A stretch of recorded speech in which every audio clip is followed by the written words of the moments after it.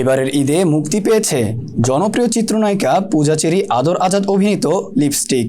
ছবিটি নিয়ে প্রচার চালিয়ে যাচ্ছেন অভিনেত্রী পূজা চেরি। বিভিন্ন অনুষ্ঠানে হাজির হয়ে কথা বলছেন সিনেমার প্রসঙ্গে। সম্প্রতি বেসরকারি টেলিভিশনের একটি অনুষ্ঠানে অংশ নিয়ে অভিনয় সহ সমসাময়িক বিভিন্ন বিষয় নিয়ে কথা বলছেন তিনি। সম্প্রতি বেসরকারি টেলিভিশনের একটি অনুষ্ঠানে অংশ নিয়ে অভিনয় সহ সমসাময়িক বিভিন্ন বিষয় নিয়ে কথা বলেছেন তিনি। পূজা বলেন, আসলে ক্যারিয়ারের শুরু থেকেই বিভিন্ন উৎসব পার্বণে মুক্তি পাওয়া সিনেমাগুলোতে খুব ভালো ফিডব্যাক আমি পেয়ে আসছি।